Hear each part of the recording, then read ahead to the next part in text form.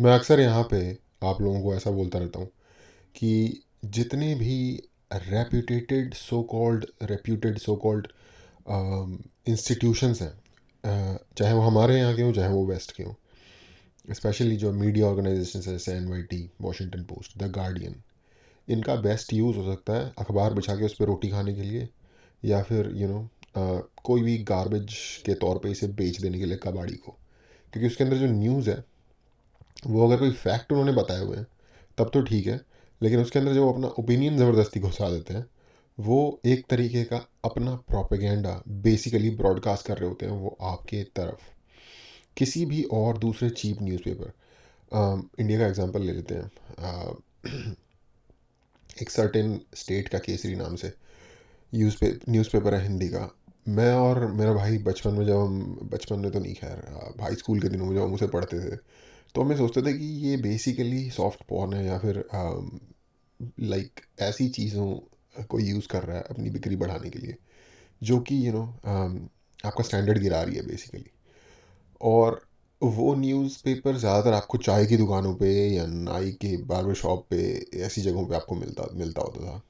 और हम ये भी कहते थे कि ये इनकी प्रॉपर मार्केट बनती है, क्योंकि वहाँ पे कोई इंटेलेक्चुअल डिस्कशन तो होनी नहीं होती, बेसिकली लोग मज़े ले रहे होते हैं एक दूसरे से, फ़नी उनको चीज़ अच्छी होती है जिनके ऊपर वो थोड़ी कॉमेडी कर सकें और एक दूसरे के साथ जोक्स कर सकें, तो उस तरीके के लिए वो न्यूज़पेपर बढ़िया अच्छा काम आता था।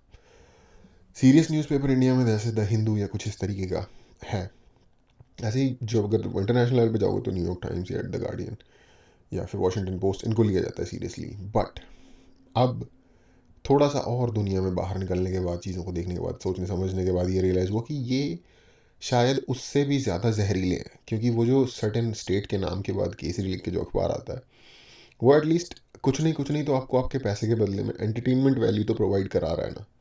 लेकिन ये लोग बेसिकली आपके दिमाग में जहर घोल रहे हैं और एक तरीके से प्रोपेगेंडा आपसे पैसे लेके आपको अपना प्रोपेगेंडा बेच रहे हैं, और आपको अपनी आइडियोलॉजी के लिए, यू नो आपकी अपनी आइडियोलॉजी के हिसाब से आपको ग्रूम कर रहे हैं। मैं न्यूज़पेपर, क्योंकि मेरे को बचपन से, जैसा कि मैंने बताया, पढ़ने की आदत है, तो अक्सर किसी बंदे का जब टाइम मैगजीन के फ्रंट कवर पे नाम आता था, नरेंद्र मोदी जी का आया हुआ है और भी लोगों का आया हुआ है, तो वो न्यूज़ इंडिया के न्यूज़पेपर में इस तरीके से कवर की जाती थी कि जैसे कि इसे नोबेल प्राइज़ मिल गया हो। और हालांकि अब जिस स्टेज पे मैं हूँ तो मुझे शायद लगता है कि ये नोबेल प्राइज़ भी कोई अ, लगता क्या है, लिटरली ये सब कुछ जो आपके लिए बहुत सम्मानजनक बना दिया गया है पूरी दुनिया में, कि जिसके रिगार्ड में आपको अपना सर झुका लेना है, ये सब एक्चुअली दूसरे लोग जिनके पास जस्ट पैसा और पावर ज़्यादा है, जिनकी पोजीशन आपके हिसाब से स्ट्रांग है, तो उन्होंने ऐसे सिस्टम्स बनाए हुए बेसिकली, जो आपको ऐसा दिखेगा कि कितनी ग्रैंड और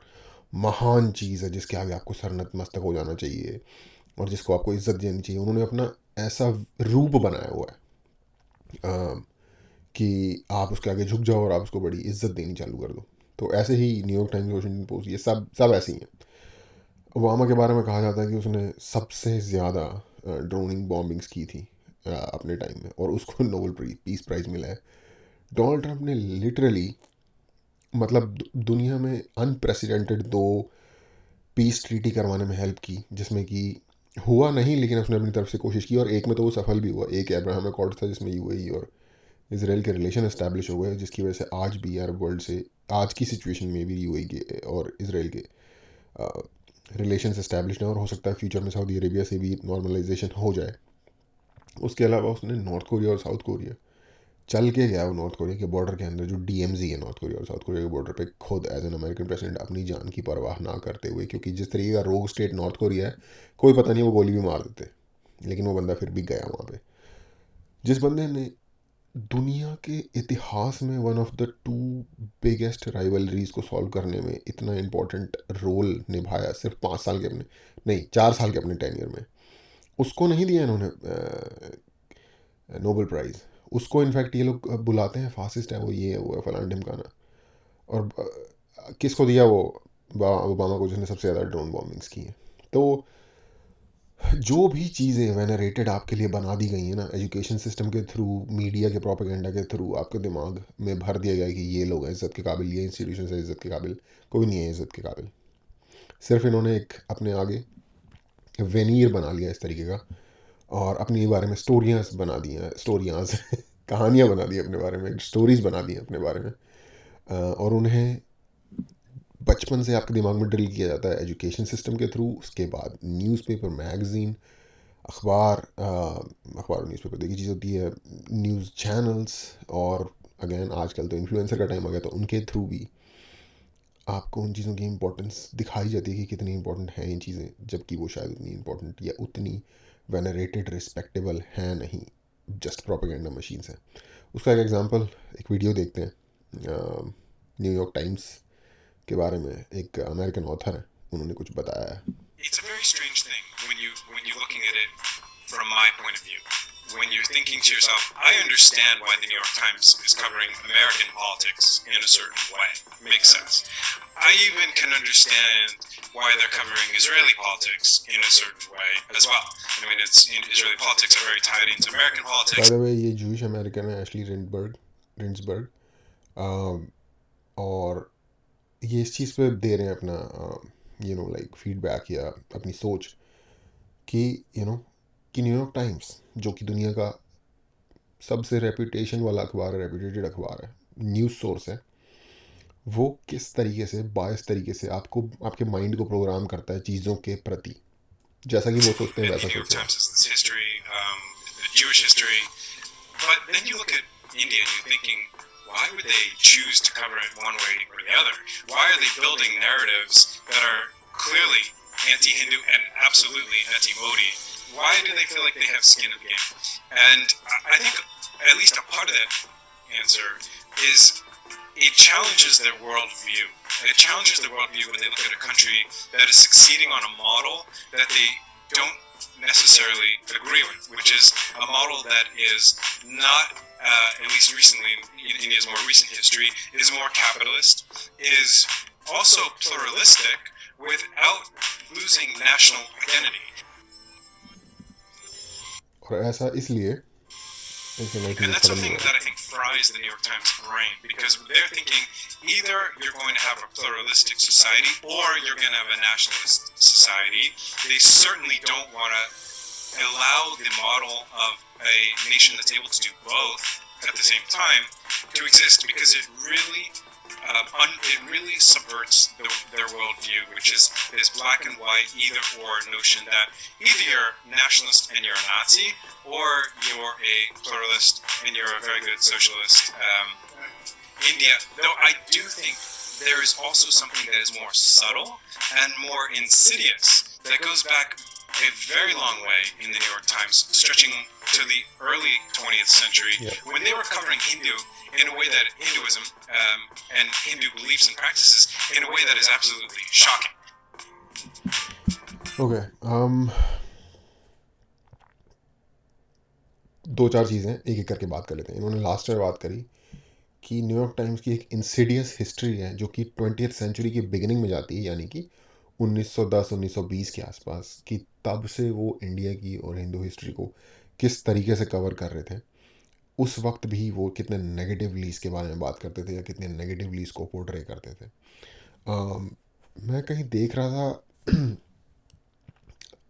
यूके में ऑक्सफोर्ड यूनिवर्सिटी में एक डिपार्टमेंट होता था इंडोलॉजी का, जो कि लिटरली प्रोपेगेंडा स्प्यू करता था, क्रिएट करता था इंडिया के बारे में, यहाँ के कस्टम्स के बारे में, यहाँ के रिलीजन, लाइफस्टाइल, सोसाइटी के बारे में। और फिर वही प्रोपेगेंडा या फिर एक सर्टेन आइडियोलॉजी पढ़ाई जाती थी उन ऑफिसर्स को जिन्होंने बाद में डिप्लॉय होना होता था ईस्ट इंडिया कंपनी या फिर ब्रिटिश गवर्नमेंट की तरफ से इंडिया में, और फिर वो उस लेंस से देखते थे हमारी कंट्री को और उसी तरीके से ऑप्रेस करते थे जैसे कि उस तरीके से सोचने वाला व्यक्ति किसी और ग्रुप के बारे में उन्हें ऑप्रेस करेगा।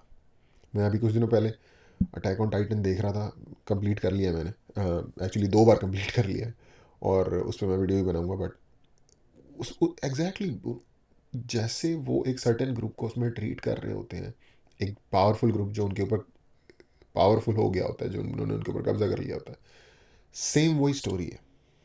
और जो उस तरीके से ब्रिटिश लोगों ने हमारे बारे में वहाँ से जो इन्फॉर्मेशन स्प्यू करनी शुरू की, वहाँ से जो डिसेमिनेट करना शुरू किया प्रोपेगेंडा, वो चीज़ें ये लोग उनको फुल सपोर्ट करते हैं। न्यूयॉर्क टाइम्स के बारे में आपको डॉक्यूमेंट्रीज मिल जाएंगी, ये लिटरली येलो जर्नलिज्म करते थे वॉर के प्रति। जो फर्स्ट और सेकंड वर्ल्ड वॉर हुई है उस टाइम पे गवर्नमेंट से पैसे लेके वो चीज़ें लिखना जो कि गवर्नमेंट चाहती है इनके लिखने के लिए, ये तो इनकी हिस्ट्री है।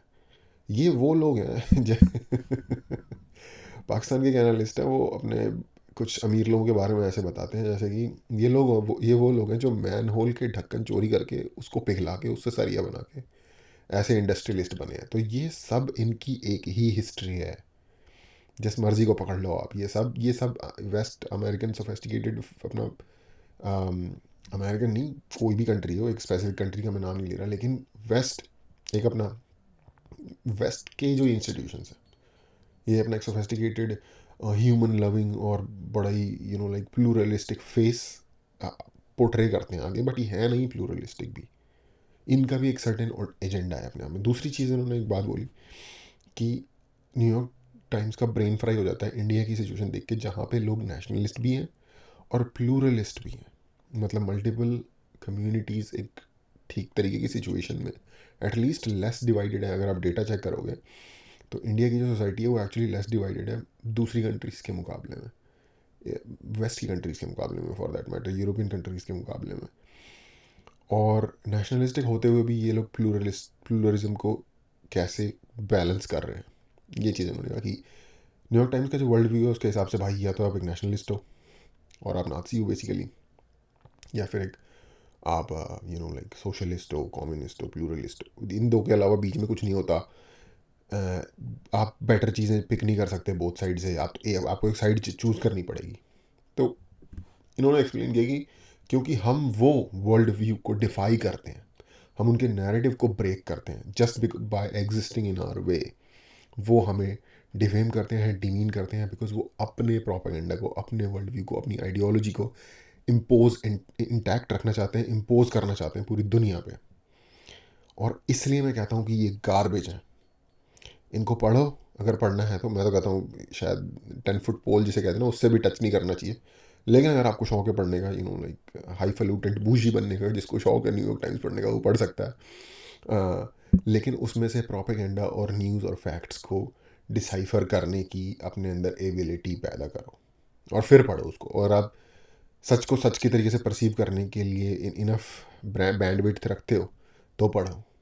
उनके थ्रू लाइक ग्रूम होने के लिए मत पढ़ो, क्योंकि उनकी कोशिश यही है अपनी तरफ से।